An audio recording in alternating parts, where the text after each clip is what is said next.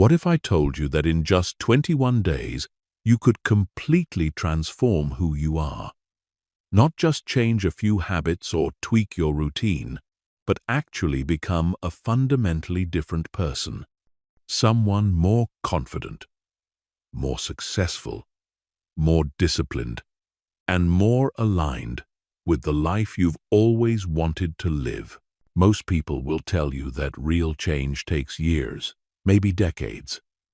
They'll say you need to be patient, that transformation is a slow process, that you should manage your expectations. But those people are wrong. They're stuck in the same limiting beliefs that have kept 99% of the population trapped in mediocrity their entire lives. The truth is, every single day, people around the world are experiencing radical transformations. People who were broke become millionaires. People who were shy become confident leaders. People who felt lost find their purpose and completely reinvent their lives. And many of them do it in a matter of weeks, not years. The difference isn't luck, talent, or circumstances. The difference is understanding how transformation actually works at the deepest level of human psychology and neuroscience. When you understand the real mechanics of change, 21 days isn't just possible, it's inevitable. This isn't another motivational speech filled with empty promises. This is a scientific, systematic approach to human transformation that will give you the exact tools, strategies, and mindset shifts you need to become the person you've always known you could be. By the end of these 21 days, the old you won't just be improved, it will be completely obsolete. Chapter 1. The 21-Day Myth and Why It Actually Works. Let me start by destroying the biggest lie you've been told about personal transformation. You've probably heard that it takes 21 days to form a habit. And you've probably tried to use this principle to change your life. Maybe you tried to work out for 21 days straight, or meditate, or wake up early. And when it didn't stick, when day 22 came and you fell back into your old patterns, you blamed yourself. You thought you lacked willpower, discipline, or commitment. But here's what nobody told you. The 21-day rule was never about surface-level habits. It was discovered by Dr. Maxwell Maltz, a plastic surgeon who noticed that his patients took approximately 21 days to adjust to their new appearance after surgery. This wasn't about brushing their teeth or going to the gym. This was about their fundamental self-image, their core identity shifting to accept a new reality. The real power of 21 days isn't in forming habits. It's in rewiring your identity. And when you understand this distinction, everything changes. Because habits come and go, but identity transformation is permanent. When you change who you are at the core level, the behaviors, the choices, the lifestyle, all follow automatically. Think about it this way. If you truly saw yourself as a healthy person, would you really struggle to eat well? If you genuinely believed you were successful, would you really struggle to take the actions that create success? If you knew in your bones that you were confident and capable, would you really hesitate to speak up, take risks, or pursue your dreams? The answer is no. The only reason you struggle with these things is because deep down, your current identity is fighting against these changes. Your subconscious mind, which controls 95% of your daily thoughts and actions, is working overtime to keep you consistent with who you currently believe you are. But here's where it gets interesting. Your subconscious mind doesn't distinguish between what's real and what's imagined. It only responds to what you consistently feed it. If you've been feeding it the same story about yourself for years, that's what it accepts as truth. But if you deliberately and systematically feed it a new story, a new identity, a new version of yourself, it will accept that as truth just as readily. This is why 21 days is actually the perfect time frame. It's long enough to override old neural pathways and establish new ones, but short enough that your conscious mind can maintain focus and commitment without getting overwhelmed. It's the sweet spot where neuroplasticity meets psychological momentum. The key is understanding that you're not trying to change what you do for 21 days. You're changing who you are for 21 days. You're not practicing new habits. You're practicing a new identity. You're not trying to act differently. You're trying to be different. And when being different becomes your new normal, acting differently becomes effortless. Most people fail at transformation because they focus on the externals while ignoring the internals. They try to change their behavior while keeping the same mindset. They try to change their actions while maintaining the same beliefs about themselves. It's like trying to change the fruit while keeping the same roots. It doesn't work. But when you flip the script, when you start with identity and let behavior follow, transformation becomes inevitable.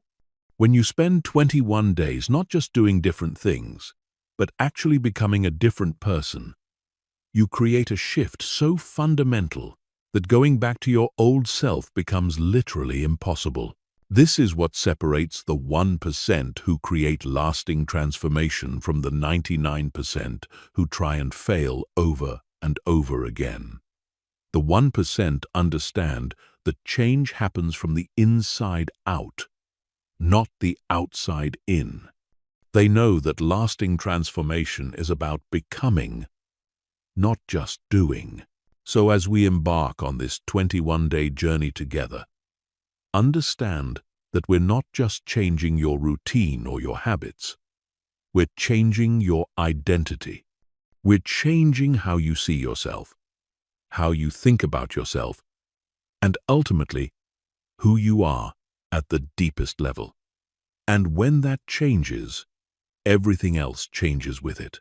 Chapter 2. The Identity Shift. Becoming who you're meant to be. Your identity is the most powerful force in your life. It's the invisible hand that guides every decision you make, every action you take, and every result you create.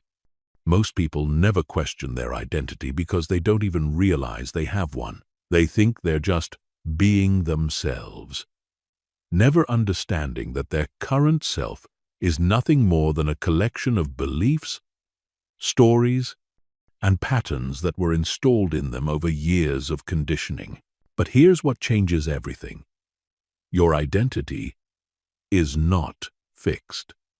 It's not written in stone. It's not determined by your genes, your past, or your circumstances. Your identity is a choice. It's a story you tell yourself about who you are. And like any story, it can be rewritten. Right now, you have an identity that's keeping you stuck. Maybe you see yourself as someone who struggles with confidence, someone who's not good with money, someone who's unlucky in relationships, or someone who just can't seem to get their life together. These aren't facts about you. They're beliefs about you. And beliefs, no matter how deeply held, can be changed. The problem is that most people try to change their results while keeping the same identity. They want to be successful while still seeing themselves as a failure. They want to be confident while still believing they're not good enough. They want to be wealthy while still identifying as someone who struggles with money. This creates an internal conflict that sabotages every effort at change. Your subconscious mind is like a thermostat. It works tirelessly to keep you consistent with your current identity. If you see yourself as someone who makes $50,000 a year, and suddenly you start making $100,000, your subconscious will find ways to bring you back down. It will create emergencies that require you to spend money or make you unconsciously sabotage your income, or create situations that feel familiar and comfortable to your current identity. This is why lottery winners often end up broke within a few years. This is why people who lose weight often gain it back. This is why people who try to change their lives often find themselves right back where they started. They changed their circumstances without changing their identity. But when you change your identity first, everything else follows naturally. When you truly see yourself as successful, you automatically make successful decisions. When you genuinely believe you're worthy of love, you naturally attract healthier relationships. When you know in your core that you're capable and confident, you instinctively take actions that reinforce that reality. The question is, who do you want to become? Not what do you want to achieve, not what do you want to have, but who do you want to be? Because once you're clear on that, the path forward becomes obvious. Maybe you want to become someone who's naturally confident and charismatic. Maybe you want to become someone who's financially abundant and successful. Maybe you want to become someone who's healthy, energetic, and disciplined. Maybe you want to become someone who's peaceful, fulfilled, and purposeful. Whatever it is, you need to get crystal clear on this new identity. But here's the crucial part. You can't wait until you feel ready to step into this new identity. You can't wait until you have evidence that you're this person. You can't wait until it feels natural or comfortable. You have to start being this person now, even while your current circumstances suggest otherwise. This is what I call identity rehearsal. You start practicing being the person you want to become before you actually become them. You start thinking like them, speaking like them, carrying yourself like them, and making decisions like them. At first, it will feel like you're pretending or acting. That's normal. Every actor feels awkward when they first step into a new role, but the more they practice, the more natural it becomes. Your new identity needs to be specific, compelling, and emotionally charged. It's not enough to say, I want to be successful. Success means different things to different people. You need to define exactly what kind of person you're becoming. What do they think about? How do they carry themselves? What decisions do they make? How do they respond to challenges? What's their energy like? What are their values? What's their daily routine? The more detailed and vivid you can make this new identity, the more your subconscious mind can grab onto it and start making it real. You're essentially creating a character that you're going to step into and embody for the next 21 days. And just like any character, the more you practice being them, the more natural it becomes. But there's a deeper layer to this. Your new identity isn't just about how you see yourself. It's about how you relate to the world. When you shift your identity, you shift your entire reality. You start noticing different things, attracting different opportunities, and experiencing different results. The world doesn't change, but your perception of it does. And in practical terms, that's the same thing. This is why identity transformation is so powerful. It's not just personal development. It's reality creation. When you change who you are, you change what's possible for you. You change what you're capable of. You change what you deserve. You change everything. So for the next 21 days, you're not going to be working on improving yourself. You're going to be practicing being the person you're meant to become. You're going to be rehearsing a new identity until it becomes so natural, so automatic, so integrated into your being that it's no longer an act. It's just who you are. Chapter 3. Breaking the chains of your past self. Before you can become who you're meant to be, you have to break free from who you've been. This isn't just about changing your behavior or adopting new habits. This is about dismantling the invisible prison that your past self has built around your current possibilities. Most people don't realize they're living in this prison because the bars are made of beliefs, and beliefs are invisible until you learn to see them. Your past self created a version of reality that made sense given the information, experiences, and conditioning available at the time. If you grew up in an environment where money was scarce, your past self-developed beliefs about money being hard to come by. If you experienced rejection or criticism, your past self developed beliefs about not being good enough.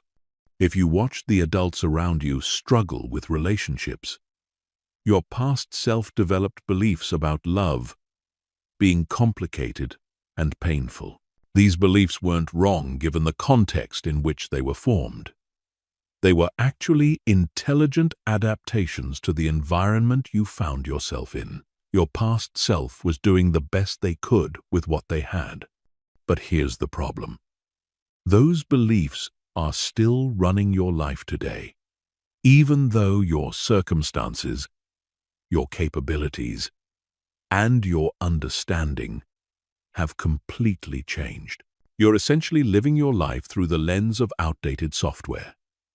Imagine trying to run today's most advanced applications on a computer from the 1990 seconds. It would crash, freeze, and malfunction constantly. That's what's happening in your life when you try to create modern success with ancient programming. The first step in breaking free is recognizing what these limiting beliefs actually are. Most people have never taken the time to examine their own belief systems because beliefs feel like facts. They don't feel like opinions or perspectives. They feel like reality itself. If you believe you're not good enough, it doesn't feel like a belief. It feels like an objective truth about yourself. But every belief you have about yourself, about money, about relationships, about success, about what's possible for you, is nothing more than a story you've been telling yourself for so long that you've forgotten. It's just a story. And stories can be rewritten. Think about the areas of your life where you struggle the most. What beliefs do you hold about these areas? What stories do you tell yourself about why things are the way they are? What facts about yourself do you accept without question? These aren't facts, they're programs, and programs can be reprogrammed. Maybe you tell yourself you're not a naturally confident person. Maybe you believe you're not good with money. Maybe you think you're unlucky in love. Maybe you've convinced yourself that success is for other people, not you. Maybe you believe you're too old, too young, too inexperienced, or too damaged to change. These are all stories, and they're all keeping you trapped in a version of yourself that no longer serves you. The most insidious part of these limiting beliefs is that they're self-fulfilling prophecies. When you believe you're not confident, you act in ways that reinforce that belief. You avoid situations that would challenge you to be confident. You interpret neutral events as evidence of your lack of confidence. You unconsciously sabotage opportunities that would force you to step into confidence. Your belief creates the very reality it describes. But this also means that when you change the belief, you change the reality. When you start believing you're naturally confident, you start acting in ways that reinforce that new belief. You seek out situations that allow you to practice confidence. You interpret events in ways that support your confident identity. You unconsciously create opportunities that require you to be confident. The same mechanism that kept you trapped now works to set you free. Breaking these chains requires more than just positive thinking or affirmations. It requires a systematic dismantling of your old identity and a deliberate construction of your new one. This is deep psychological work, and it's not always comfortable. You're essentially performing surgery on your own mind, removing the parts that no longer serve you and implanting new patterns that align with who you're becoming. The resistance you feel when you try to change isn't weakness, it's your past self fighting for survival. Your old identity knows that if you truly transform, it will cease to exist. So, it will throw everything it has at you to maintain the status quo. It will create fear, doubt, and anxiety. It will give you a million reasons why change is impossible or dangerous. It will make you feel like you're being fake or inauthentic when you try to be different. This resistance is actually a good sign. It means you're touching something real, something that matters. The stronger the resistance, the more important the change you're trying to make. Your job isn't to eliminate the resistance, it's to move forward in spite of it. Every time you choose to act from your new identity instead of your old one, you weaken the old programming and strengthen the new. Every time you choose courage over fear, confidence over doubt, abundance over scarcity, you're literally rewiring your brain.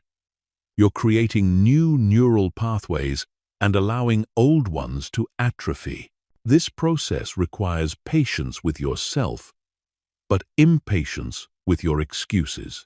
You have to be compassionate enough to understand why you've been the way you've been, but decisive enough to refuse to stay that way.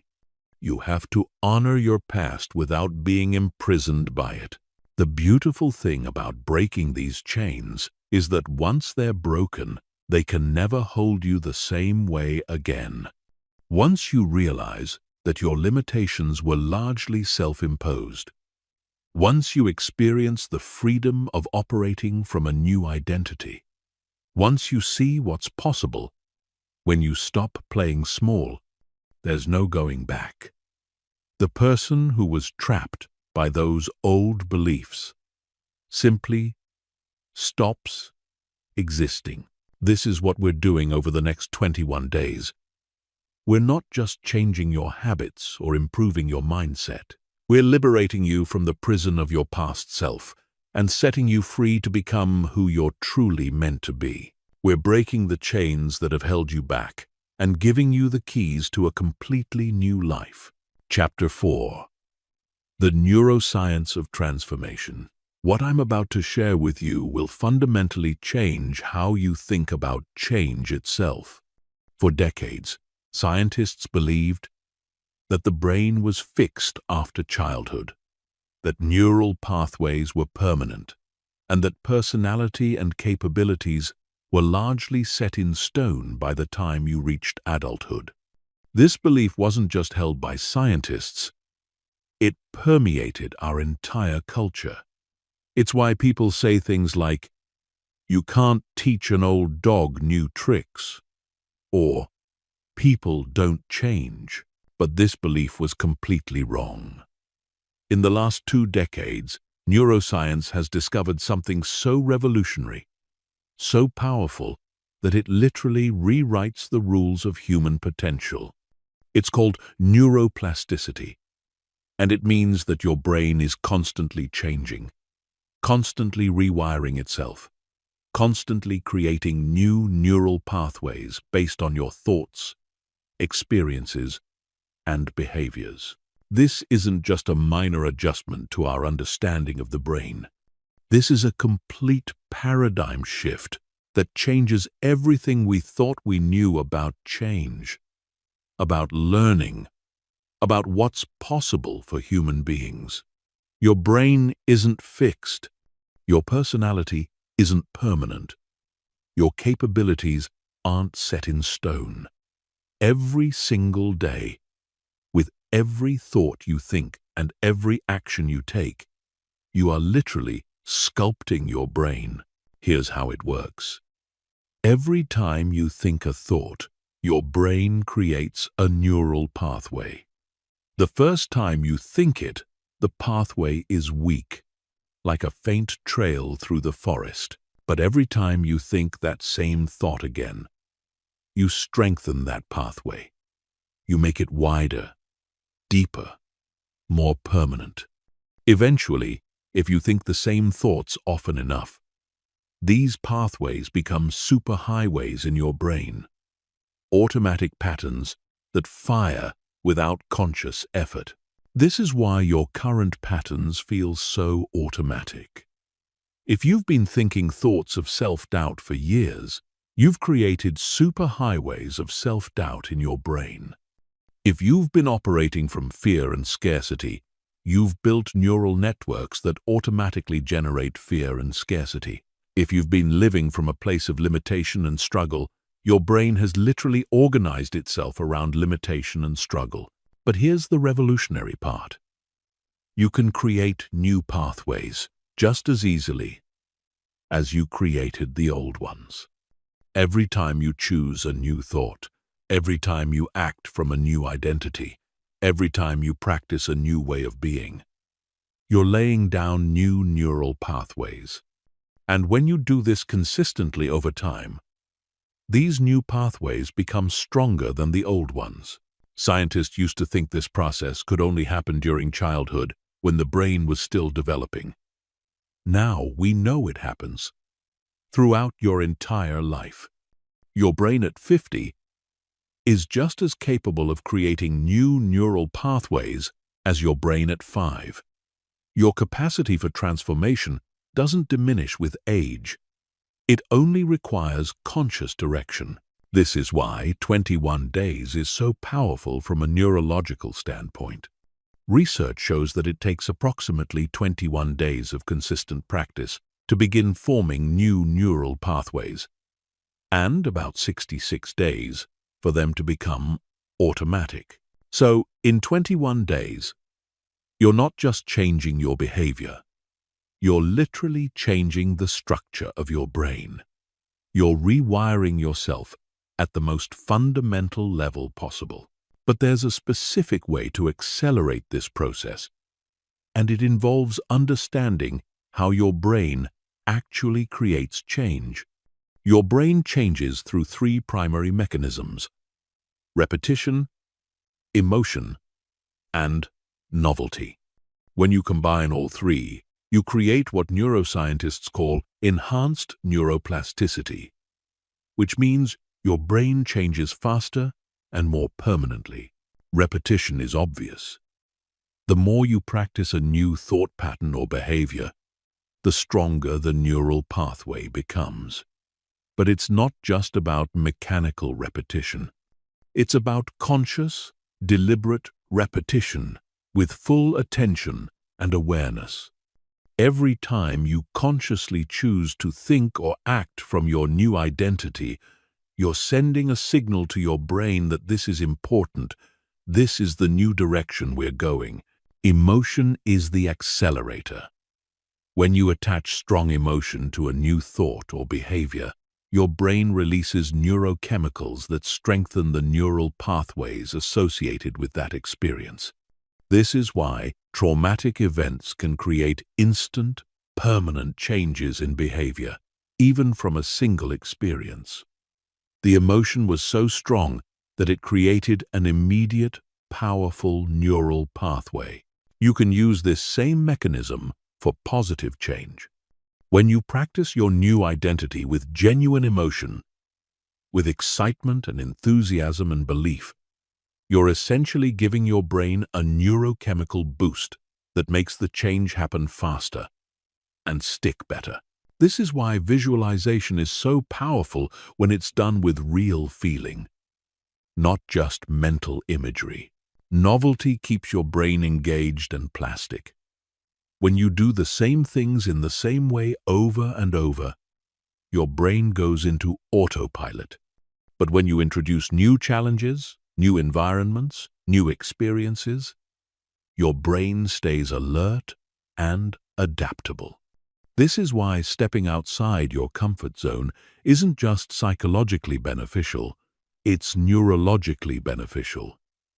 It keeps your brain in a state where change is possible. The most powerful insight from neuroscience is that your brain doesn't distinguish between what you vividly imagine and what you actually experience. When you mentally rehearse being confident, your brain fires the same neural pathways as when you actually act confident. When you visualize success with full sensory detail and emotion, your brain treats it as a real experience and strengthens the neural pathways associated with success. This means you can literally practice your new identity in your mind, and your brain will treat it as real practice.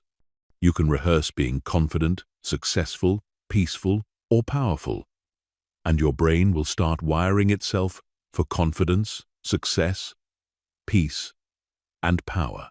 Mental rehearsal isn't just preparation for change, it is change. But here's what most people get wrong. They try to think their way into a new way of being, instead of acting their way into a new way of thinking. Your brain changes more rapidly through new actions than through new thoughts. When you physically do something different, when you take actions that are aligned with your new identity, you create stronger and more permanent neural changes than when you just think about being different. This is why the 21-day transformation process focuses so heavily on embodiment and action. We're not just changing your mindset, we're changing your neural pathways through deliberate, consistent, emotionally charged actions that reinforce your new identity. We're using the full power of neuroplasticity to literally rewire your brain for success. The implications of this are staggering. It means that no matter how long you've been stuck in old patterns, no matter how deeply ingrained your current identity feels, no matter how permanent your limitations seem, you have the power to change at the most fundamental neurological level. You're not trying to overcome your brain. You're working with your brain's natural capacity for change. Over the next 21 days, every single thing we do is designed to maximize neuroplasticity and accelerate the rewiring process. We're not just hoping for change, we're engineering it at the cellular level. We're not just thinking different thoughts, we're building different brains. And when you have a different brain, you have a different life. Chapter 5. Building your transformation blueprint. Now that you understand the psychology and neuroscience of transformation, it's time to create your personal blueprint for the next 21 days. This isn't a generic plan that works for everyone. This is a customized roadmap that's specifically designed for who you are now and who you want to become. The more precise and personalized this blueprint is, the more powerful your transformation will be. Most people fail at transformation because they approach it haphazardly. They have a vague idea of wanting to improve their life or be more successful. But they don't have a clear, specific, measurable plan for how to get there. They're essentially trying to drive to a destination without a map, and then wondering why they keep getting lost. Your transformation blueprint is your map. It's going to tell you exactly where you're going, exactly how you're going to get there, and exactly how you'll know when you've arrived. It's going to eliminate confusion, reduce resistance, and maximize your chances of success by giving your brain clear, specific instructions for change. The first component of your blueprint is your transformation vision. This is a detailed, vivid, emotionally compelling description of who you're becoming and what your life will look like when the transformation is complete. This isn't just a goal or an outcome. It's a complete identity shift that encompasses every area of your life. Your transformation vision needs to be written in present tense, as if it's already happening. Instead of saying, "I want to be confident," you write, "I am naturally confident and charismatic in every situation." Instead of saying, "I hope to be successful," you write, "I am a highly successful person who creates value and abundance wherever I go." You're not describing a future possibility. You're describing a current reality that you're stepping into. This vision needs to be comprehensive. How do you think when you're operating from this new identity? How do you feel? How do you carry yourself? How do you speak? How do you dress? How do you spend your time? What kinds of decisions do you make? What's your morning routine? How do you handle challenges? What's your relationship with money? How do you interact with other people? What's your energy like? The more detailed and specific this vision is, the more your subconscious mind can grab onto it and start making it real. You want to create such a clear picture of your new identity that your brain can't help but start moving you in that direction. You want to make it so compelling that staying in your old identity feels uncomfortable and unnatural. But a vision without a strategy is just a fantasy. The second component of your blueprint is your transformation strategy. This is the specific, systematic approach you're going to use to bridge the gap between who you are now and who you're becoming.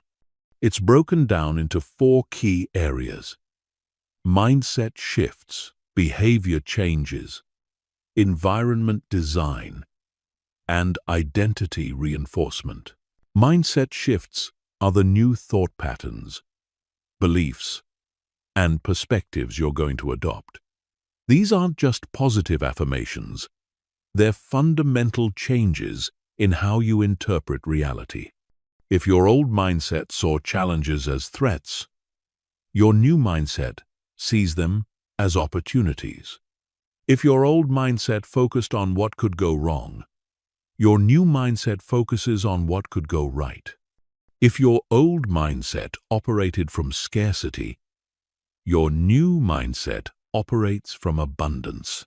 Behavior changes are the specific actions you're going to take every day that align with your new identity. These aren't random habits. They're strategic behaviors that reinforce who you're becoming. If you're becoming someone who's confident, you might commit to speaking up in every meeting. If you're becoming someone who's successful, you might commit to taking one high-value action every day. If you're becoming someone who's healthy, you might commit to moving your body for at least 30 minutes every day. Environment design is about creating physical and social environments that support your transformation. Your environment is constantly programming your subconscious mind, so you want to make sure it's programming you for success, not failure. This might mean changing your workspace, upgrading your wardrobe, cleaning and organizing your living space, or surrounding yourself with people who embody the qualities you're developing. Identity reinforcement is the ongoing process of reminding yourself who you're becoming and celebrating evidence of your transformation. This includes daily visualization, affirmations, journaling, and conscious recognition of moments when you're operating from your new identity. The more you reinforce your new identity, the faster it becomes automatic and natural. The third component of your blueprint is your transformation metrics. These are the specific, measurable ways you're going to track your progress over the 21 days. Transformation isn't always obvious in the moment, especially internal transformation. Having clear metrics helps you recognize progress when it's happening and course correct when necessary. Your metrics should include both internal measures and external measures. Internal measures might include your confidence level on a scale of 1 to 10, how often you catch yourself thinking from your new identity, or how natural your new behaviors feel. External measures might include specific actions you've taken, opportunities you've created, or results you've achieved. The key is to measure progress, not perfection. You're not trying to become perfect overnight. You're trying to become better every day. Small, consistent improvements compound over time into massive transformation. Celebrating small wins builds momentum and keeps you motivated when the process gets challenging. The fourth component of your blueprint is your transformation support system. This includes the resources, tools, and people that will help you stay committed and accountable throughout the 21 days. This might include books, podcasts, or courses that reinforce your new identity. It might include apps or tools that help you track your progress. It might include friends, family members, or mentors who support your transformation and hold you accountable. The most important part of your support system is accountability. Research shows that people are 65% more likely to achieve their goals when they commit to another person, and 95% more likely when they have ongoing accountability meetings. This is why it's crucial to share your transformation goals with someone you trust and set up regular check-ins to discuss your progress. Finally, your blueprint needs to include your transformation contingency plan. This is your strategy for handling inevitable challenges, setbacks, and resistance. Transformation is never a straight line from point A to point B. There will be days when you don't feel like staying committed. There will be moments when your old identity fights back. There will be situations that test your resolve. Having a contingency plan means you've already decided how you're going to handle these challenges before they arise. You've identified the most likely obstacles and created specific strategies for overcoming them. You've prepared yourself mentally and emotionally for the resistance you'll face, so when it shows up, you're ready for it. Your transformation blueprint is your guide, your accountability partner, and your roadmap, all rolled into one. It takes the guesswork out of transformation and gives you a clear, systematic approach for becoming who you're meant to be. Over the next 21 days, this blueprint will be your North Star, keeping you focused, motivated, and moving in the right direction, no matter what challenges arise. The more detailed and personalized your blueprint is, the more successful your transformation will be. This isn't something you can rush through or do halfway. Take the time to really think through each component, to get clear on exactly what you want and exactly how you're going to get it.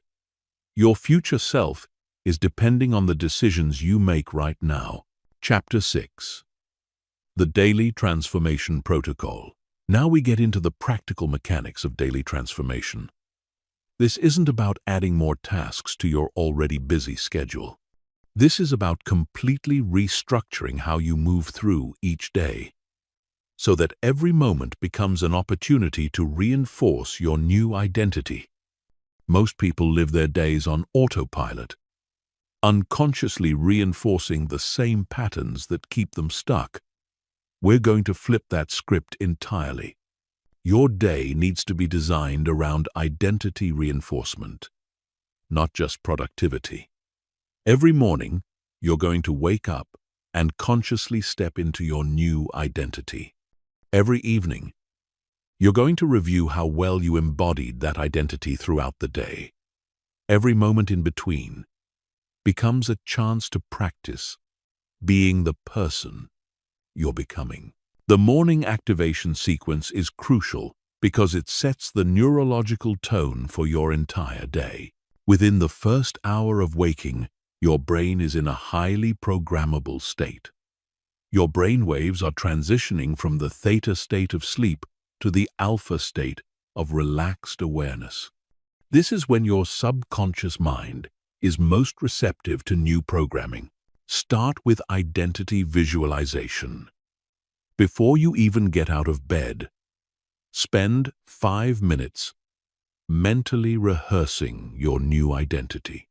See yourself moving through the day with confidence, making decisions from abundance, responding to challenges with resilience.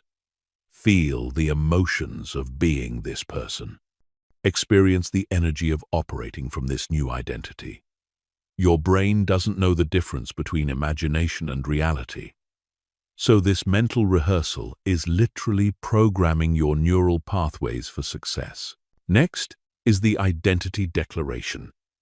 Stand in front of a mirror and declare who you are becoming.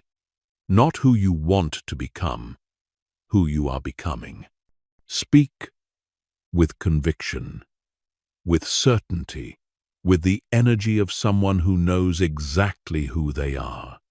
Your voice has power, especially when you're speaking to yourself. Every declaration rewires your brain at a deeper level. Then comes embodied movement. Your body holds patterns just as much as your mind does. How you move, how you carry yourself, how you breathe, all communicate to your subconscious mind who you are. Spend 10 minutes moving your body in a way that embodies your new identity. If you're becoming confident, move with confidence. If you're becoming powerful, move with power. If you're becoming peaceful, move with grace and centeredness. The evening integration process is equally important. This is when you review the day and consciously reinforce the identity shifts you made. Your brain consolidates memories and learning during sleep. So what you focus on before bed has a disproportionate impact on your transformation. Review your identity wins. What moments during the day did you successfully operate from your new identity? What decisions did you make that aligned with who you're becoming? What challenges did you handle in a new way? Celebrate these moments, no matter how small they seem. Recognition reinforces neural pathways and makes those patterns more likely to repeat. Identify growth opportunities. What situations triggered your old identity? What moments did you fall back into old patterns? This isn't about judgment or self-criticism. It's about awareness and learning.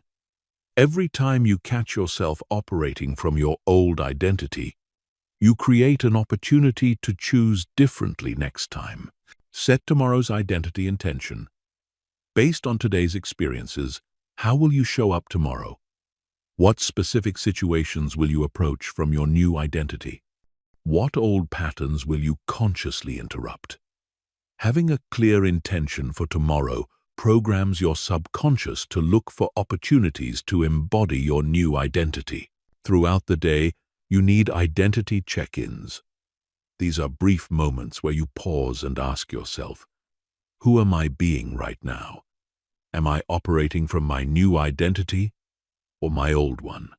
These check-ins create conscious awareness of your identity state and give you the opportunity to course-correct in real time.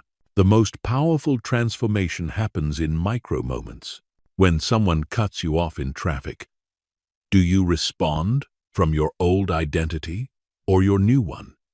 When you face a challenging situation at work, do you react from fear or from confidence? When you're making decisions about how to spend your time or money, are you choosing from scarcity or abundance? These micro moments, accumulated over 21 days, create massive transformation. Your daily protocol also needs to include identity anchoring. These are specific physical actions that connect you to your new identity throughout the day. Maybe it's the way you sit during meetings, the way you shake hands, the way you answer the phone, or the way you walk into a room. These physical anchors serve as constant reminders of who you're becoming and help maintain your new identity state even when you're busy or distracted.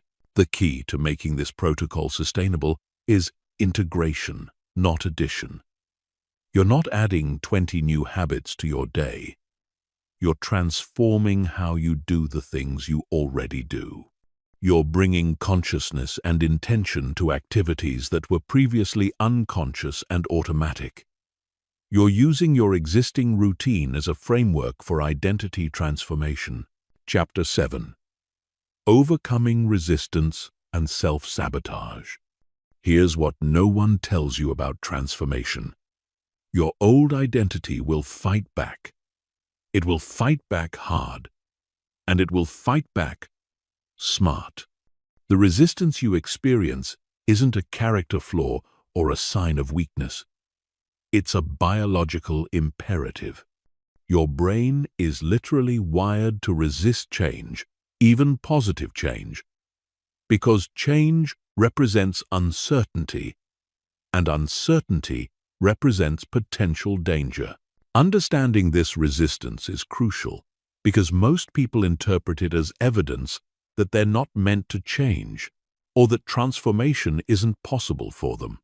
They feel the discomfort of stepping outside their comfort zone and assume it means they're doing something wrong. But the opposite is true. Resistance is actually evidence that you're doing something right. It means you're pushing against real limitations and creating real change. Your subconscious mind has one primary job: to keep you safe and consistent with your current identity. It's been doing this job for years, maybe decades. It's created elaborate systems and patterns to maintain the status quo. When you suddenly start operating from a new identity, your subconscious mind interprets this as a threat to your survival. It doesn't care if the new identity is better. It only cares that it's different. This resistance manifests in predictable ways. You'll experience fear that seems completely irrational. You'll suddenly have thoughts of self-doubt that feel more intense than usual. You'll find yourself procrastinating on actions that you know will move you forward. You'll have urges to go back to old behaviors that feel comfortable and familiar. You might even experience physical symptoms like fatigue, restlessness, or anxiety. Most people, when they experience this resistance, give up. They assume that the discomfort means they're not ready for change, or that transformation is too difficult. But here's what changes everything. Resistance is temporary. It's most intense at the beginning of the transformation process and gradually decreases as your new identity becomes more familiar to your subconscious mind. Think of it like moving to a new country. At first, everything feels foreign and uncomfortable. The language is different. The customs are different. Even the food tastes strange. Your mind constantly compares everything to your home country and finds the new place lacking. But gradually, as you spend more time there, the new environment starts to feel normal. Eventually, it starts to feel like home. The same process happens with identity transformation. The key to overcoming resistance is to expect it, understand it, and work with it rather than against it. When you feel fear about stepping into your new identity. Recognize it as your old identity trying to protect you. Thank it for its concern, but move forward anyway. When you have thoughts of self-doubt, understand that these are just old neural pathways firing automatically. Acknowledge the thoughts without engaging with them, and then consciously choose thoughts that align with your new identity. One of the most effective ways to handle resistance is through graduated exposure. Instead of trying to make massive changes all at once, you gradually increase the intensity of your new identity expression. If your new identity is confident and you're naturally shy, you don't start by giving a speech to 1,000 people. You start by making eye contact with one person, then speaking up once in a meeting, then initiating a conversation with a stranger. Each small step builds evidence that your new identity is safe and possible. Self-sabotage is resistance's most cunning weapon. This is when you unconsciously create situations that force you back into your old identity. You might accidentally oversleep on a day when you plan to implement your new morning routine. You might forget to follow through on a commitment that would reinforce your new identity. You might create drama or crisis that requires you to focus on problem-solving instead of transformation. The insidious thing about self-sabotage is that it feels like it's happening to you rather than being created by you. You genuinely believe that external circumstances are preventing your transformation, never realizing that you're unconsciously orchestrating these circumstances to maintain your comfort zone. Recognizing self-sabotage requires brutal honesty with yourself. When you find yourself consistently falling back into old patterns, when you repeatedly encounter the same obstacles, when you keep having bad luck that interrupts your progress, ask yourself, how might I be unconsciously creating this situation? What would I gain by staying in my old identity? What am I afraid might happen if I actually transform? The answer to overcoming self-sabotage is increasing your conscious awareness. The more conscious you become of your patterns, the less power they have over you. Start noticing the subtle ways you talk yourself out of growth opportunities. Pay attention to the stories you tell yourself about why change isn't possible right now. Observe the choices you make when no one is watching. The goal isn't to judge yourself. It's to see yourself clearly. Another powerful strategy is accountability partnering. Share your transformation journey with someone you trust and ask them to call you out when they see you self-sabotaging.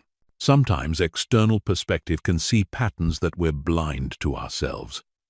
Having someone who's committed to your growth can provide the external accountability that overrides internal resistance. Remember that resistance and self-sabotage are actually signs that your transformation is working. They're evidence that you're pushing against real limitations and creating real change. The key is to see them as temporary obstacles to overcome rather than permanent barriers that can't be crossed. Every time you move forward, in spite of resistance, you weaken its power over you. Every time you recognize self-sabotage and choose differently, you strengthen your conscious control over your unconscious patterns. Chapter 8. The compound effect of daily identity shifts. Most people underestimate the power of small, consistent changes because they can't see the compound effect in action. They want dramatic transformation overnight. And when they don't see massive results immediately, they assume their efforts aren't working. But transformation doesn't work like a light switch. It works like compound interest. Small, Consistent identity shifts, accumulated over time, create exponential change. Think about how compound interest works with money. If you invest $100 and it grows at 10% per year, after 1 year, you have $110. The growth seems minimal. After 5 years, you have $161. Still not impressive. But after 20 years, you have $673. After 30 years, you have $1,745. The same principle applies to identity transformation. Small daily shifts compound into massive life changes. Every time you choose to act from your new identity instead of your old one, you're making a deposit in your transformation account. Every time you catch yourself thinking from limitation and consciously shift to abundance, you're earning interest on your previous deposits. Every time you handle a challenge from your new identity instead of your old one, you're accelerating the compound effect. The beautiful thing about this compound effect is that it's not just additive, it's multiplicative. As your new identity becomes stronger, it makes future identity shifts easier. As you build evidence that you're capable of change, your confidence in your ability to change increases. As you experience success from operating from your new identity, you become more motivated to continue the process. This is why days 1 to 7 of your transformation will feel the most difficult. You're fighting against years or decades of old programming with relatively little evidence that change is possible. But days 15 to 21 will feel dramatically different.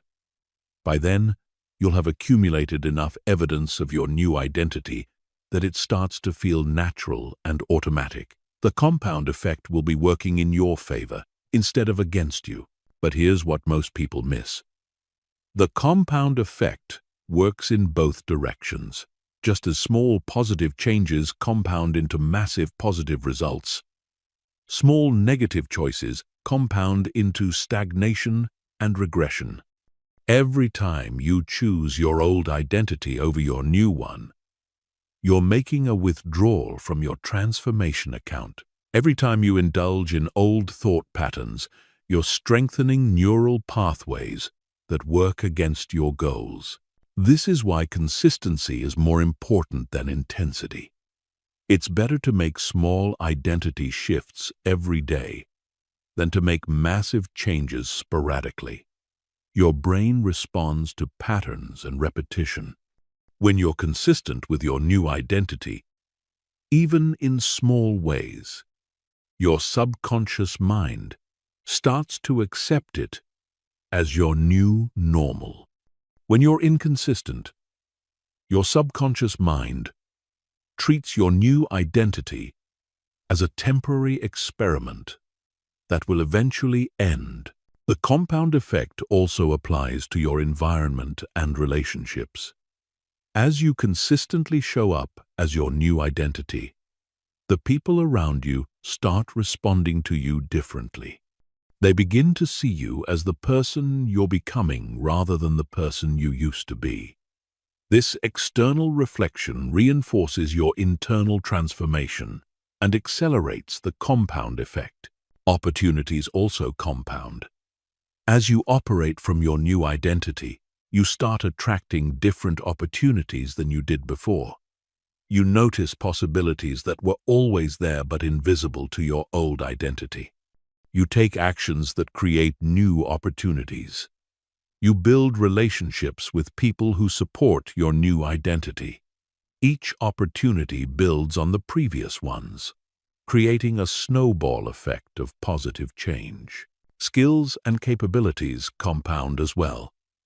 As you practice being your new identity, you develop new skills and abilities that support that identity. If you're becoming a confident leader, you develop communication skills, decision-making skills, and emotional intelligence. These skills make it easier to embody your new identity, which gives you more opportunities to practice and improve those skills. The loop feeds itself. Energy also compounds. Operating from your new identity, especially when it's aligned with your authentic self, generates energy rather than depleting it. You'll find that you have more enthusiasm, more motivation, and more resilience than you did when you were trying to maintain an identity that didn't serve you. This increased energy allows you to take more action, which accelerates your transformation even further. The key to maximizing the compound effect is to focus on identity-based metrics rather than outcome-based metrics. Instead of measuring how much money you've made or how many people you've impressed, measure how consistently you're operating from your new identity. Instead of tracking external results, track internal shifts. The external results will follow naturally as the compound effect takes hold. Patience is crucial during this process. The compound effect is invisible in the early stages and obvious in the later stages. You have to trust the process even when you can't see the results yet. You have to keep making deposits in your transformation account even when the balance seems to be growing slowly.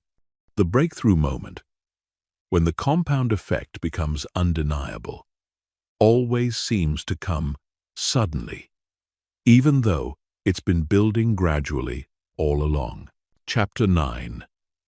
Designing your environment for transformation. Your environment is not neutral. Every single element of your physical and social environment is either supporting your transformation or undermining it. Most people try to change themselves while keeping everything around them exactly the same, and then wonder why change feels so difficult. But when you understand the power of environmental design, transformation becomes inevitable rather than effortful. Your brain is constantly taking cues from your environment about who you are and how you should behave. If your environment reflects your old identity, your brain will automatically default to old patterns. If your environment reflects your new identity, your brain will naturally shift toward new patterns. This is why changing your environment is one of the fastest ways to accelerate personal transformation. Think about how you feel when you walk into a luxury hotel versus how you feel when you walk into a rundown motel. The environment immediately shifts your internal state, your posture, your energy, and your expectations. You automatically adjust your behavior to match the environment you're in. The same principle applies to every environment you spend time in. From your bedroom to your workspace to your car, environmental design starts with your physical space. Look around your living space right now. What does it communicate about the person who lives there? What identity does it reinforce? If someone walked into this space knowing nothing about you, what would they assume about your values, your aspirations, your level of success, your attention to detail, your self-respect? Your physical environment should reflect the identity you're becoming, not the identity you're leaving behind.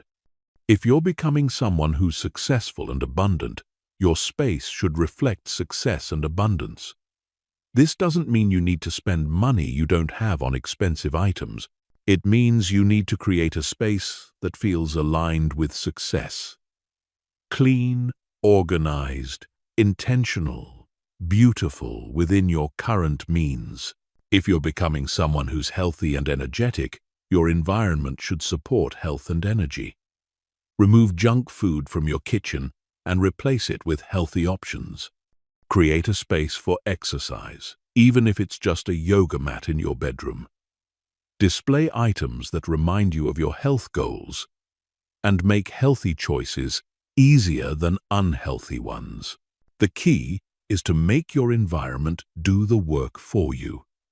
Instead of relying on willpower to make good choices, design your environment so that good choices are automatic and bad choices require effort. If you want to read more, put books in visible places and put your phone in another room. If you want to exercise more, lay out your workout clothes the night before. If you want to eat healthier, prep healthy meals and make them the most convenient option. Your social environment is even more powerful than your physical environment. The 5 people you spend the most time with have a massive influence on your identity, your behavior, and your results. If you're surrounded by people who embody your old identity, it will be extremely difficult to sustain your new identity. If you're surrounded by people who embody your new identity, transformation becomes natural and inevitable. This doesn't mean you need to abandon all your current relationships, but it does mean you need to be strategic about who you spend time with during your transformation. Seek out people who embody the qualities you're developing. Join groups, communities, or organizations where your new identity is the norm rather than the exception. Surround yourself with people who see you as capable of transformation rather than people who are invested in keeping you the same. Pay attention to the conversations you engage in regularly. Are they about problems or possibilities? Are they focused on limitations or opportunities? Are they driven by fear or excitement? The conversations you participate in shape your thoughts, and your thoughts shape your identity. Choose conversations that reinforce your new identity and limit conversations that reinforce your old one. Your digital environment also requires conscious design. The content you consume through social media, news, podcasts, videos, and articles is constantly programming your subconscious mind. If you're consuming content that reinforces limitation, scarcity, and victimhood, that's what your subconscious will internalize. If you're consuming content that reinforces possibility, abundance, and empowerment, that's what becomes your new normal. Audit your digital consumption honestly. What are the dominant messages you're receiving through your phone and computer? What emotions are these messages generating? What beliefs are they reinforcing? What identity are they supporting? Then consciously curate your digital environment to support your transformation. Follow accounts that inspire your new identity. Listen to podcasts that reinforce your new mindset. Watch videos that teach skills relevant to who you're becoming. Even small environmental details matter more than you might think. The clothes you wear, the music you listen to, the scents in your space, the lighting in your rooms, all communicate messages to your subconscious about who you are. When you dress like the person you're becoming, you feel like that person. When you listen to music that energizes your new identity, you embody that energy. When your space smells and feels like success, you operate from success. Creating environmental triggers for your new identity is particularly powerful. These are specific objects, images, or arrangements that immediately remind you of who you're becoming. Maybe it's a vision board that represents your new life. Maybe it's a piece of jewelry that you only wear when you're operating from your new identity. Maybe it's a specific playlist that puts you in the state of your new identity. These triggers serve as instant identity activators throughout your day. The most successful people in the world understand that willpower is finite but environment is infinite. They don't rely on motivation or discipline to maintain their identity. They design environments that make their desired identity the path of least resistance. When your environment is aligned with your transformation, being your new self becomes easier than being your old self. Chapter 10. Tracking Progress and Maintaining Momentum. Transformation is often invisible in the moment, but obvious in retrospect. The changes happening inside your mind and in your neural pathways can't be seen or felt directly, which is why so many people give up before the transformation becomes apparent. Having a systematic way to track your progress is crucial for maintaining motivation and momentum throughout the 21-day process. Most people make the mistake of only tracking external results, things like income, weight, or achievements. But during identity transformation, the most important changes are internal and often precede external changes by weeks or months. If you only measure external results, you might conclude that nothing is changing when massive internal shifts are actually taking place. Internal progress markers are the real indicators of transformation. These include how naturally your new identity feels, how often you catch yourself thinking from your new perspective, how quickly you recover from old patterns, how comfortable you are with behaviors that used to feel awkward, and how aligned your decisions are becoming with your new values. Create a daily transformation scorecard that tracks both internal and external indicators. Rate yourself on a scale of 1 to 10 inches categories like identity alignment, decision quality, emotional state, energy level, confidence, and specific behaviors relevant to your transformation. This isn't about perfectionism. It's about awareness and pattern recognition. Notice that progress is not linear. You might have a day where you score 8 seconds and 9 seconds across all categories, followed by a day where you score 4 seconds and 5 seconds. This doesn't mean you're going backward. It means you're human. Transformation involves integration periods where your brain processes and consolidates changes. These periods can feel like regression but are actually essential parts of the growth process. Weekly reflection sessions are crucial for maintaining perspective and momentum. Every 7 days, review your scorecards and look for patterns.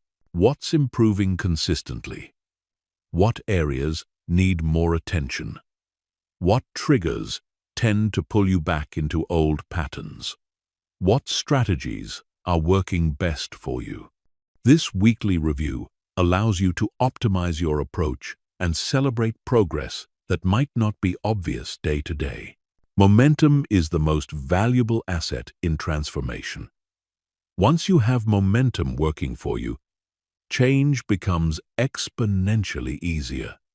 But momentum is also fragile, especially in the early stages. Understanding how to build and maintain momentum is crucial for successful transformation. Momentum is built through consistency, not intensity. Taking small actions aligned with your new identity every single day creates more momentum than taking massive actions sporadically. Your brain responds to patterns and reliability. When you consistently show up as your new identity, even in small ways, your subconscious mind starts to accept this as your new normal. Early wins are crucial for building momentum. Design your transformation plan so that you experience success quickly and frequently. If your new identity is confident, create opportunities to practice confidence in low-stakes situations where success is likely. If your new identity is disciplined, start with disciplines that feel manageable and gradually increase the difficulty. Each success builds evidence that transformation is possible and motivates you to continue. Momentum killers are patterns or decisions that break your consistency and make you question your progress. Common momentum killers include perfectionism, comparison to others, focusing only on external results, and allowing single setbacks to derail your entire process. Identify your personal momentum killers and create specific strategies for handling them when they arise. Accountability accelerates momentum exponentially. When you share your transformation journey with others and commit to regular check-ins, you create external pressure that supports your internal motivation. Choose accountability partners who understand transformation and will call you out lovingly when you're making excuses or falling back into old patterns. Celebrating progress is essential for maintaining momentum. Your brain learns through positive reinforcement, and celebration is one of the most powerful forms of positive reinforcement. Acknowledge every sign of progress, no matter how small. Every time you operate from your new identity. Every time you make a decision aligned with your transformation. Every time you handle a challenge differently than you would have before. Celebrate it. Create transformation milestones that mark significant progress points throughout the 21 days. Maybe day 7 is when you first feel your new identity becoming natural. Maybe day 14 is when other people start commenting on changes they see in you. Maybe day 21 is when you realize you can't imagine going back to your old way of being. Having milestones to look forward to helps maintain motivation during challenging periods. The compound effect of tracking becomes obvious over time. When you consistently measure and acknowledge your progress, you create a positive feedback loop that accelerates transformation. You become more aware of your patterns, more intentional with your choices, and more confident in your ability to change. The act of tracking itself becomes a transformation tool. By day 21, you should have accumulated enough evidence of change that your transformation feels undeniable. The person who started this journey 21 days ago should feel like a different person than who you are now. Not because you've achieved perfection, but because you've proven to yourself that intentional change is possible and that you have the power to direct your own transformation. The tracking and momentum systems you develop during these 21 days become lifelong tools for continued growth. Transformation doesn't end after 21 days. It becomes a way of life. Once you understand how to systematically change yourself, you can apply these same principles to any area of your life that needs improvement. You become someone who transforms rather than someone who hopes for change. Chapter 11. Advanced Integration Techniques. By this point in your transformation, you've experienced what it feels like to operate from your new identity. You've had moments where it felt natural, effortless, and authentic. You've also had moments where it felt forced, awkward, and unfamiliar. This is completely normal and actually indicates that real integration is taking place. Now we need to accelerate that integration process and make your new identity so deeply embedded that it becomes your automatic default. Integration is different from practice. Practice is conscious effort to embody your new identity. Integration is when that identity becomes unconscious and automatic. It's the difference between thinking about walking and just walking. When a new identity is fully integrated, you don't have to remember to be that person. You just are that person. The challenge with integration is that it requires going beyond surface-level changes and rewiring your identity at the deepest neurological level. This means addressing not just how you think and act, but how you fundamentally perceive reality itself. Your new identity needs to become so natural that it influences your automatic responses, your split-second decisions, and your unconscious behaviors. Advanced visualization is one of the most powerful integration techniques. This goes far beyond basic mental imagery.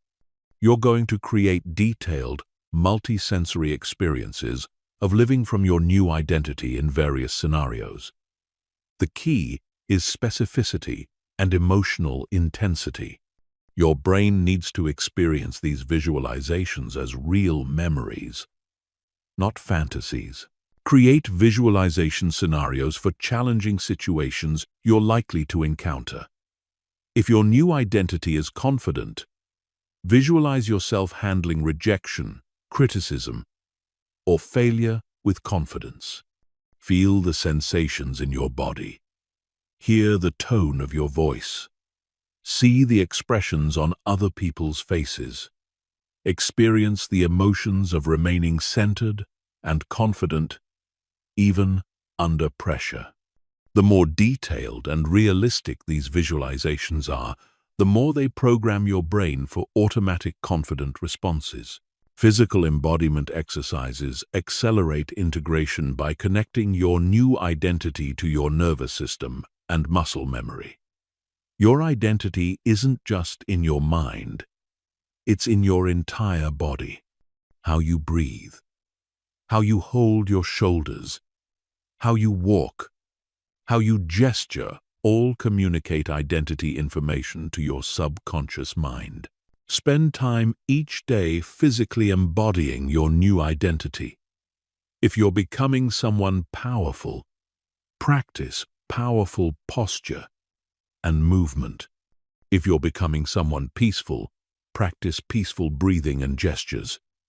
If you're becoming someone confident, practice confident eye contact and voice projection. Your body teaches your mind just as much as your mind teaches your body. Identity stress testing is crucial for deep integration. This involves deliberately putting yourself in situations that challenge your new identity and practicing maintaining it under pressure. Just like muscles grow stronger under resistance, identities become more solid when they're tested and proven reliable. Start with low-stakes challenges and gradually increase the difficulty. If your new identity is assertive, practice being assertive in minor situations before trying it in major ones. If your new identity is calm under pressure, practice staying calm during small stresses before facing major crises. Each successful test builds evidence that your new identity is real and sustainable. Micro-identity reinforcement involves finding tiny moments throughout each day to reinforce your new identity. These are split-second choices that seem insignificant but accumulate into massive transformation. How you respond when someone cuts in line. How you handle a minor disappointment. How you react when technology doesn't work properly. These micro moments are where true integration happens. The goal is to catch yourself in these moments and consciously choose to respond from your new identity instead of your old one. At first, you'll catch yourself after the fact. Eventually, you'll catch yourself during the moment. Finally, you'll automatically respond from your new identity without conscious effort. This progression indicates successful integration. Advanced integration also requires what I call identity archaeology. This is the process of identifying and transforming the deepest, most unconscious patterns that maintain your old identity. These are often patterns you developed in childhood or during traumatic experiences that continue to influence your behavior decades later. These deep patterns often show up as automatic thoughts that arise in specific situations. Thoughts like, "I'm not smart enough for this," or "people like me don't get opportunities like this." or "I always mess things up when it matters."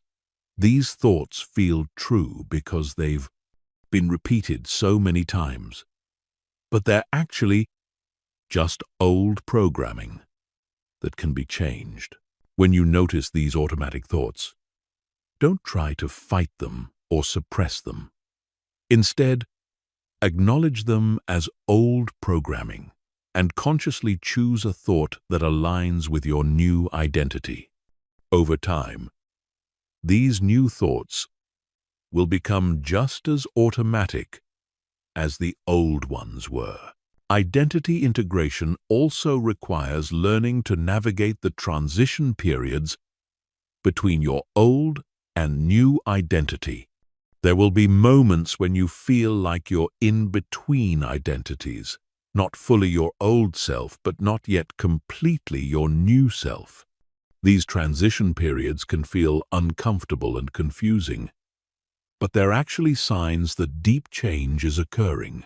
During these periods, trust the process and lean into your new identity, even when it doesn't feel completely natural yet. Authenticity isn't about only doing what feels comfortable. It's about aligning with who you're truly meant to be. Sometimes, being authentic requires growing beyond who you've been. The final aspect of advanced integration is developing identity flexibility. This means being able to access different aspects of your new identity depending on what's needed in each situation. A truly integrated identity isn't rigid or one-dimensional. It's dynamic and adaptive while maintaining core consistency. For example, if your new identity is confident, that confidence might express itself differently in a boardroom than it does in a social setting, than it does in an intimate relationship. The core confidence remains the same, but its expression adapts to the context. This flexibility prevents your new identity from feeling like a costume you put on, and instead makes it feel like a natural part of who you are. Chapter 12. Mastering your internal dialogue. Your internal dialogue is the constant stream of thoughts running through your mind every moment of every day. Most people are completely unconscious of this dialogue, never realizing that it's one of the most powerful forces shaping their reality. Your internal dialogue doesn't just reflect who you are, it creates who you are. Change your internal dialogue, and you change everything. The average person has between 60,000 and 80,000 thoughts per day, and research shows that 90% of these thoughts are the same thoughts they had yesterday. This means most people are unconsciously reinforcing the same identity, the same limitations, and the same reality day after day through their internal dialogue. They're essentially hypnotizing themselves into staying exactly the same. But here's what changes everything. You have the power to consciously direct your internal dialogue. You can choose what thoughts to engage with and what thoughts to dismiss. You can choose what stories to tell yourself about who you are and what's possible for you. You can choose to use your internal dialogue as a tool for transformation rather than a prison of repetition. Your internal dialogue operates on multiple levels simultaneously. There's the surface level, which is the thoughts you're consciously aware of.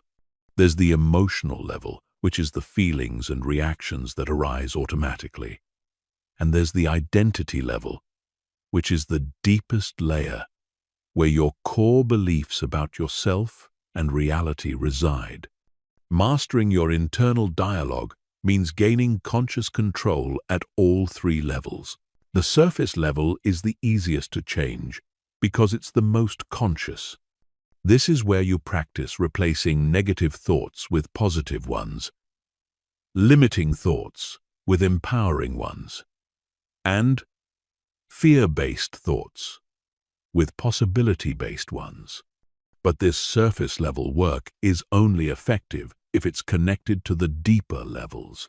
The emotional level requires understanding that thoughts and emotions are connected, but not the same thing. You can't always control what emotions arise, but you can control how you respond to them and what thoughts you choose to think about them. When you feel fear, you can choose to think thoughts that acknowledge the fear without being controlled by it. When you feel doubt, you can choose to think thoughts that recognize the doubt as old programming rather than current truth. The identity level is where the real transformation happens. This is where you consciously choose to think thoughts that align with your new identity rather than your old one. Instead of thinking, "I'm not good at this," you think, "I'm learning and improving every day." Instead of thinking, "This always happens to me," you think, "I'm creating different results now." Instead of thinking, "I can't handle this," you think, "I have the resources to figure this out."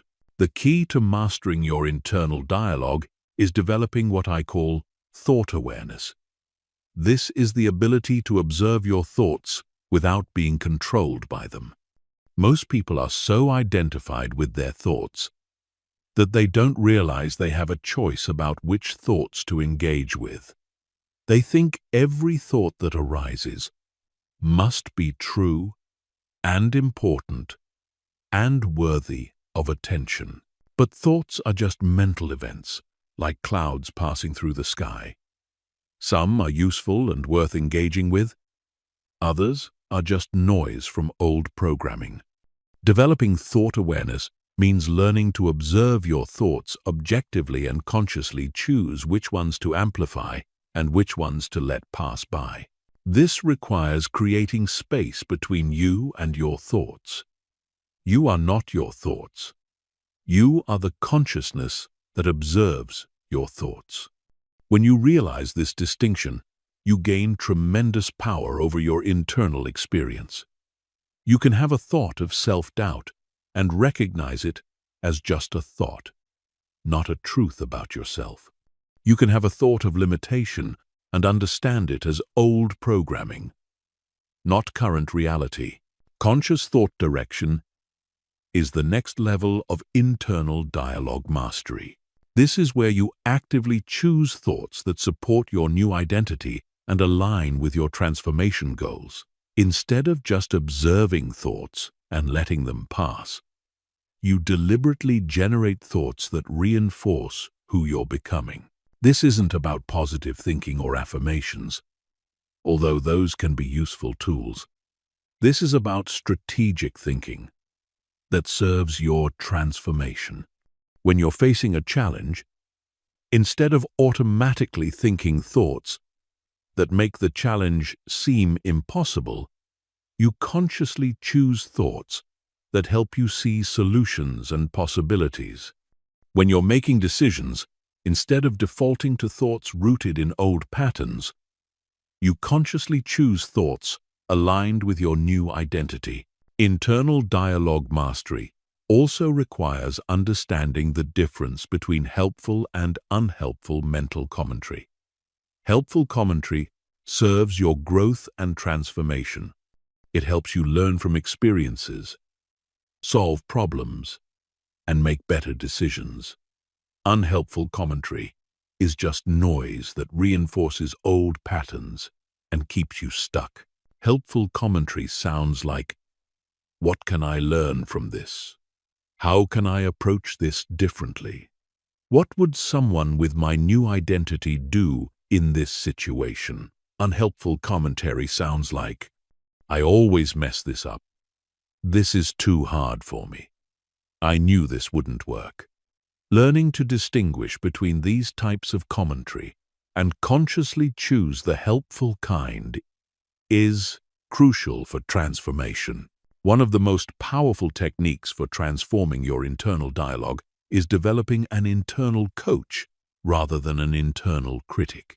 Most people have a harsh, judgmental voice in their head that constantly criticizes their efforts and points out their flaws. This internal critic feels like it's trying to help by preventing mistakes, but it actually sabotages transformation by reinforcing limiting beliefs. Your internal coach, on the other hand, supports your growth while maintaining realistic standards. It acknowledges challenges without making them seem impossible. It points out areas for improvement without attacking your worth as a person. It celebrates progress while encouraging continued effort. Developing this internal coach voice is essential for sustainable transformation. The internal coach asks different questions than the internal critic. Instead of, "Why did I do that?" it asks, "How can I do better next time?" Instead of, "I'm terrible at this," it says, "I'm improving at this." Instead of, "This proves I can't change," it says, "This is part of the learning process." These subtle shifts in internal language create massive shifts in your experience of transformation. Mastering your internal dialogue also means learning to use language that assumes your transformation rather than questioning it. Instead of saying, "I'm trying to be more confident," you say, "I am becoming more confident every day." Instead of saying, "I hope this works," you say, "I'm learning what works for me." Instead of saying, "Maybe I can change," you say, "I am changing." This assumptive language programs your subconscious for success rather than uncertainty. The ultimate goal of internal dialogue mastery is reaching a state where your thoughts automatically support your highest potential rather than your lowest fears. When this happens, transformation becomes effortless because your mind is working with you instead of against you. Your internal dialogue becomes a powerful ally in creating the life you want, instead of a constant source of resistance and limitation. Chapter 13. Navigating Relationships During Transformation. One of the most challenging aspects of personal transformation is how it affects your relationships with other people. As you change, you're going to discover that not everyone in your life is going to support or understand your transformation. Some people will be threatened by your growth. Others will try to pull you back into old patterns. Some will question your authenticity or accuse you of changing too much. Understanding how to navigate these relational challenges is crucial for maintaining your transformation while preserving important relationships. The first thing to understand is that when you transform, you're not just changing yourself, you're changing the entire dynamic of every relationship you're in. Relationships are systems, and systems resist change. If you've been the insecure friend, the struggling sibling, or the people-pleasing employee, other people have organized their identity and behavior around those roles. When you suddenly start operating from confidence, success, or assertiveness, it disrupts the entire system. This disruption isn't malicious, it's unconscious.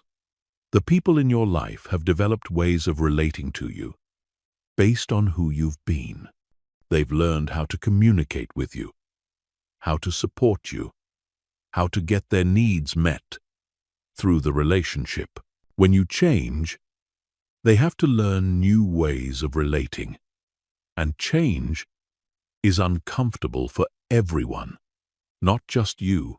Some people will adapt to your transformation and even be inspired by it. These are the relationships that will grow stronger and deeper through your change. But others will resist your transformation and try to pull you back into familiar patterns. They might criticize your new behaviors, question your motivations, or create situations that trigger your old identity. This isn't necessarily because they don't want you to be happy. It's because your transformation makes them uncomfortable about their own lack of growth. Understanding this dynamic allows you to respond with compassion rather than defensiveness. When people resist your changes, they're not attacking you personally. They're trying to restore the familiar system that gave them comfort and predictability. Your job isn't to convince them that your transformation is good. It's to maintain your new identity regardless of their reaction. Setting boundaries becomes crucial during transformation. You may need to limit time with people who consistently trigger your old identity, or try to sabotage your growth. This doesn't mean cutting people out of your life permanently, but it does mean protecting your transformation during its most vulnerable stages. Once your new identity is fully integrated, you'll be better able to maintain it even around challenging people. Some relationships will naturally fade during your transformation, and this is often a healthy part of the process. Relationships that were based on shared limitations, complaints, or dysfunction may no longer feel fulfilling when you're operating from a higher level. It's normal to outgrow certain friendships or find that you have less in common with people who aren't growing at the same pace.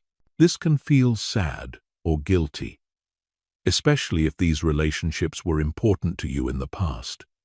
But remember that people come into our lives for different reasons and different seasons. Some relationships are meant to support you through difficult times. Others are meant to celebrate your successes, and others are meant to challenge you to grow. Not every relationship is meant to last forever.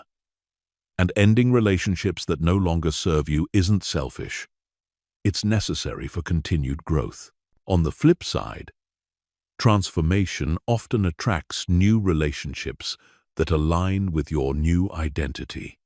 As you embody confidence, success, or whatever qualities you're developing, you'll naturally attract people who resonate with those qualities. You'll find yourself in conversations that inspire you rather than drain you. You'll build connections based on shared growth rather than shared problems. These new relationships can be incredibly supportive for maintaining your transformation. Surrounding yourself with people who see you as the person you're becoming rather than the person you used to be reinforces your new identity and makes it easier to sustain. This is why seeking out new communities, joining new groups, or finding new mentors is often an important part of the transformation process. Communicating about your transformation requires delicacy and wisdom. Not everyone needs to know that you're deliberately transforming yourself. In fact, talking too much about your changes can sometimes create resistance or make people feel like you're judging their lack of change. Sometimes it's better to simply embody your new identity and let people adjust to the new you naturally. When you do need to address your changes directly, focus on your own experience rather than making comparisons or judgments. Instead of saying, "I'm not going to be a pushover anymore," you might say, "I'm learning to communicate my needs more clearly." Instead of saying, "I'm done with negative people," you might say, "I'm focusing on more positive interactions." This approach is less likely to trigger defensiveness in others. It's also important to give people time to adjust to your changes. Just as your transformation didn't happen overnight, other people's adjustment to your transformation won't happen immediately either. Be patient with people who are struggling to understand or accept your changes, while still maintaining your boundaries and staying true to your new identity. Family relationships can be particularly challenging during transformation. because family systems are often the most resistant to change. Family members may have the strongest investment in keeping you in familiar roles. They may use guilt, manipulation, or emotional triggers to pull you back into old patterns. Navigating family transformation requires extra care and often professional support. Romantic relationships during transformation can either be incredibly strengthening or incredibly challenging. If your partner supports your growth and is willing to grow alongside you, your relationship can reach new levels of intimacy and fulfillment. But if your partner feels threatened by your changes or tries to sabotage your growth, it can create serious relationship problems that may require counseling or difficult decisions. The key principle for navigating all relationships during transformation is staying true to your authentic self while remaining compassionate toward others' reactions. You can't control how people respond to your changes, but you can control how you respond to their responses.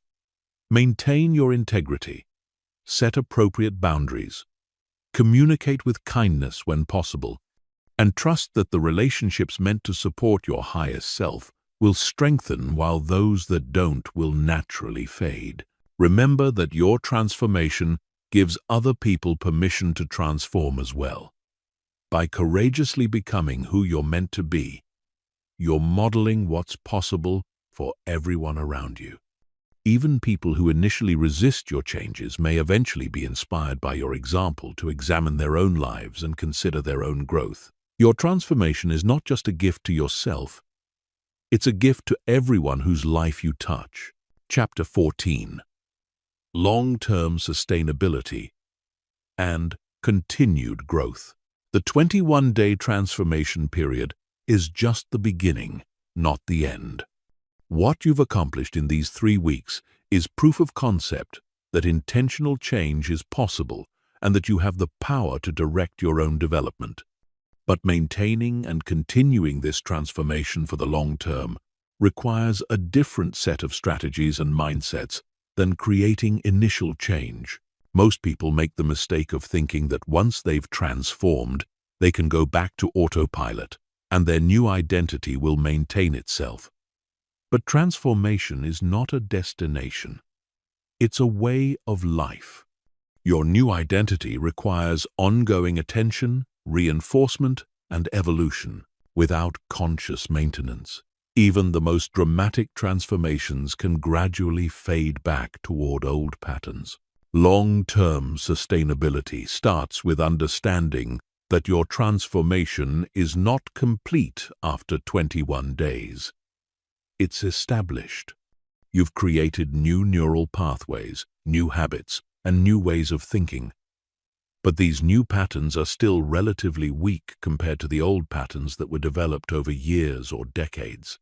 Continued reinforcement is essential for making your new identity truly permanent.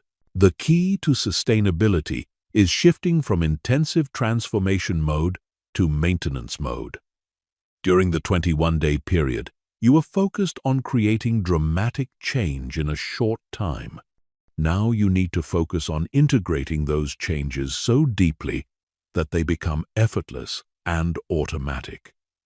This requires a less intensive but more consistent approach. Daily identity reinforcement becomes a permanent part of your routine.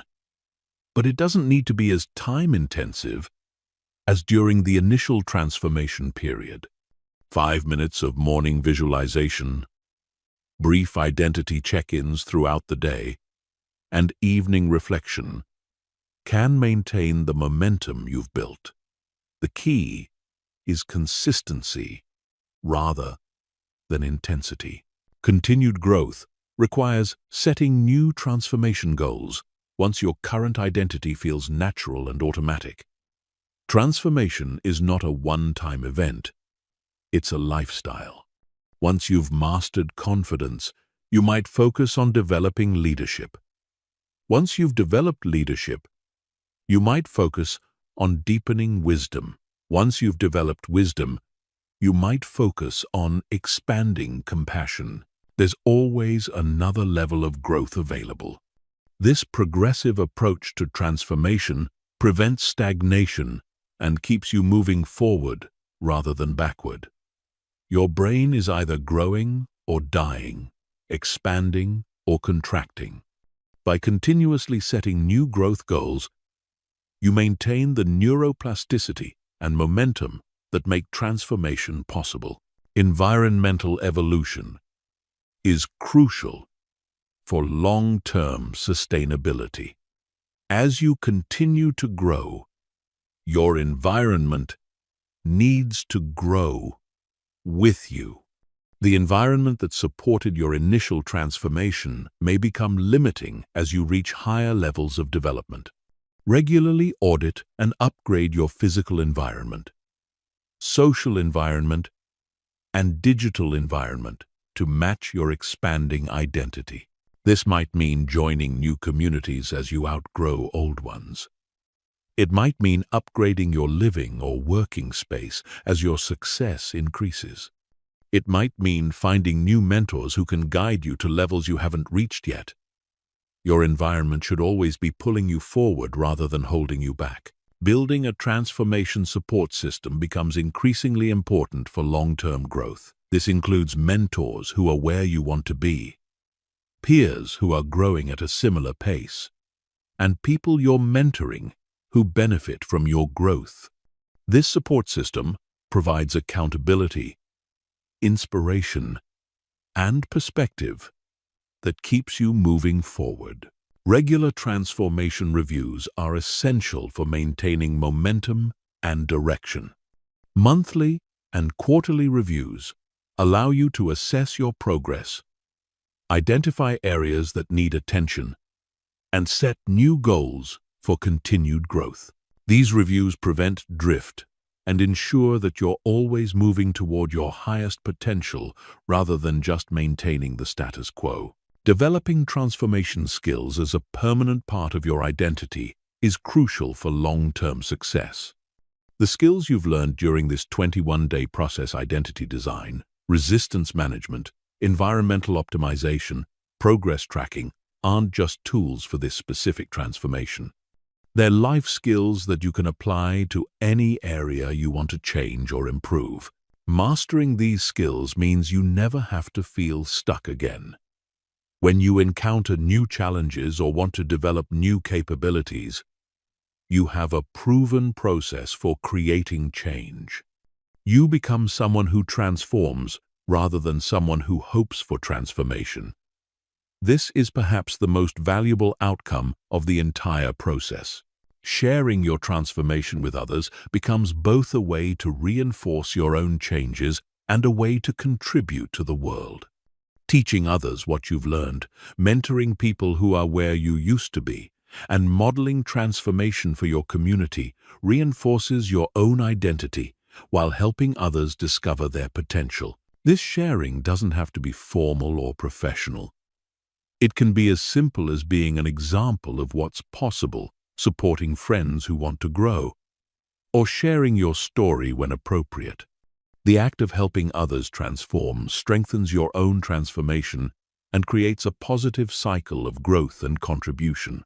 Embracing identity evolution is perhaps the most important mindset for long-term sustainability. Your identity today is not your final identity. The person you become after this 21-day transformation is not the person you're meant to be forever. Transformation is an ongoing process of becoming more authentic, more capable, and more aligned with your highest potential. This means being willing to continue challenging yourself, questioning your assumptions, and growing beyond your current comfort zone. It means staying curious about what's possible rather than becoming attached to any particular version of yourself. It means viewing transformation not as fixing something broken, but as continuously expanding into more of who you're capable of being. The ultimate goal of sustainable transformation is reaching a state where growth becomes natural and automatic rather than forced and effortful. When you've truly integrated the transformation lifestyle, You don't have to push yourself to grow. You're naturally drawn toward opportunities for expansion. Change becomes exciting rather than threatening. Challenges become opportunities rather than obstacles. And transformation becomes a source of joy rather than stress. This is when transformation stops being something you do and becomes who you are. You become a person who naturally evolves, adapts, and expands. You become someone who doesn't just react to life but consciously creates their experience. You become the architect of your own becoming, continuously designing and redesigning yourself to match your expanding vision of what's possible. Chapter 15. The Transformed You and Beyond. As we reach the end of this 21-day journey, it's important to recognize that the person reading these words is fundamentally different from the person who started this process 3 weeks ago. You may not feel dramatically different in every moment, but transformation often happens so naturally that we don't notice the magnitude of change until we look back from where we've come. The neural pathways in your brain have been rewired. The automatic thoughts that arise in your mind have shifted. The decisions you make naturally align more closely with your highest potential. The way you carry yourself, speak to yourself, and see yourself has evolved. These changes may feel subtle because they've been integrated gradually, but their impact on your life will be profound and lasting. Take a moment to honestly assess how you've changed over these 21 days. How do you handle challenges differently now? What thoughts come automatically that didn't before? How has your confidence, your energy, your sense of possibility shifted? What actions are you taking now that you wouldn't have taken 3 weeks ago? What old patterns have you broken? What new patterns have you established? This assessment isn't about perfection or dramatic overnight change.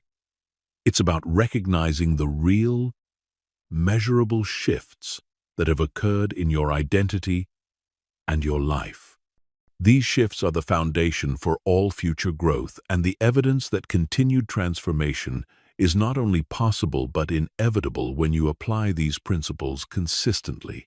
Understanding the ripple effects of your transformation is crucial as you move forward. Your personal changes don't just affect you.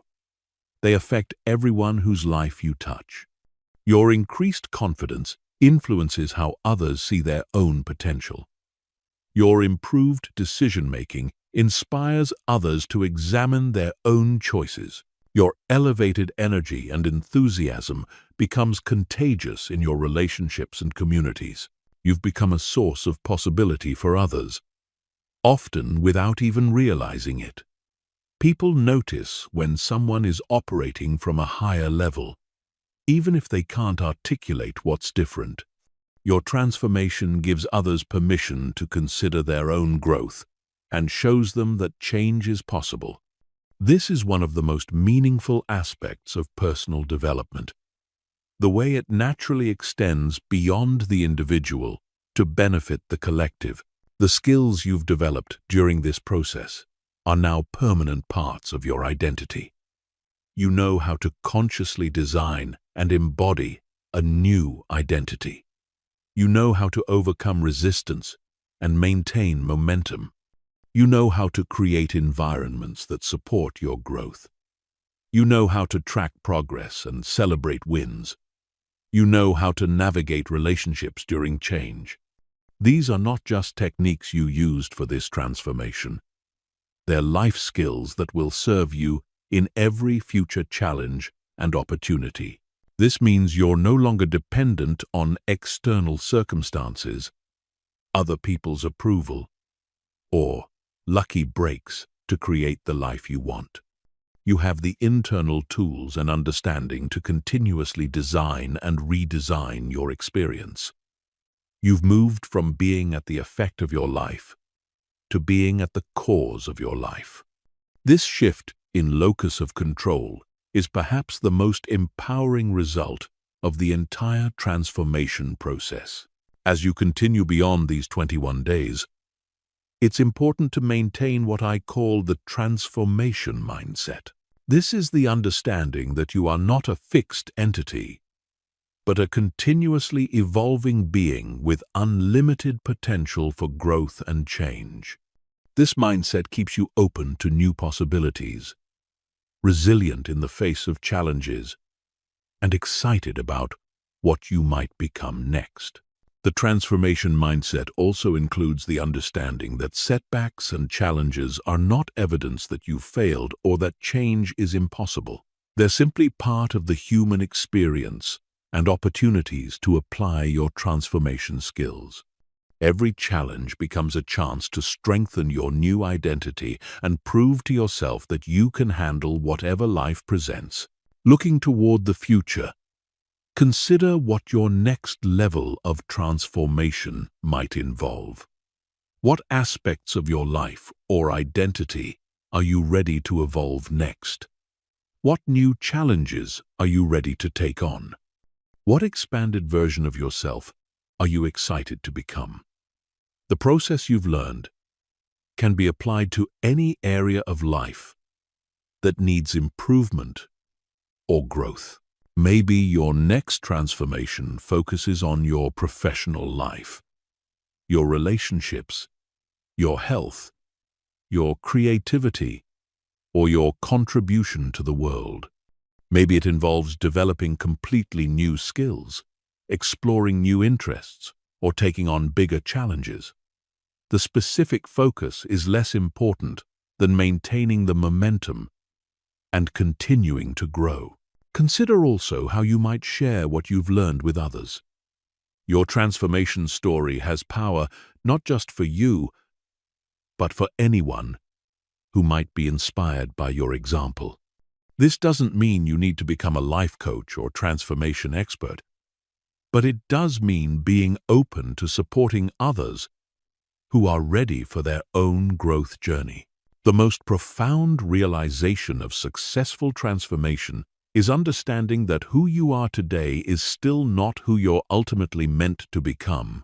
Your potential is not limited by your current capabilities, your past experiences, or your present circumstances. You are a being with infinite capacity for growth, adaptation, and evolution. This realization removes the pressure to get everything right immediately and replaces it with excitement about the ongoing journey of becoming. You don't have to be perfect. You just have to be growing. You don't have to have it all figured out. You just have to be willing to continue learning and evolving. As you integrate your transformation and plan for continued growth, remember that the most important changes are often invisible to others, and sometimes even to yourself. The shift in your internal dialogue, the increased alignment between your values and actions, the growing sense of agency and empowerment, these changes may not be dramatic or obvious, but they form the foundation for everything else in your life. Your transformation ripples out into every area of your existence. Better decisions create better results. Increased confidence opens new opportunities.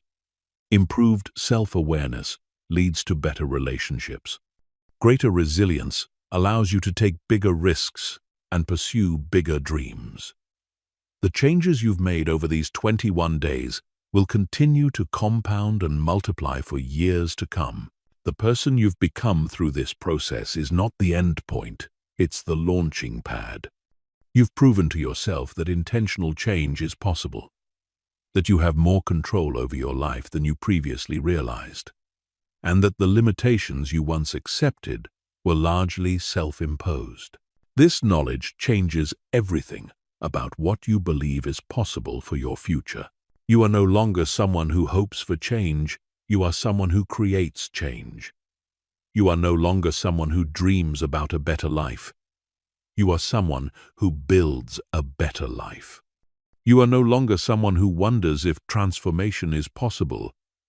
You are someone who has transformed and will continue transforming for the rest of your life. This is not the end of your transformation journey. It's the end of the beginning.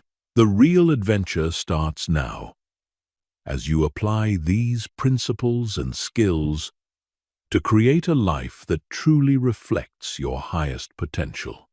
The next 21 days await, and the next transformation is ready to begin whenever you are.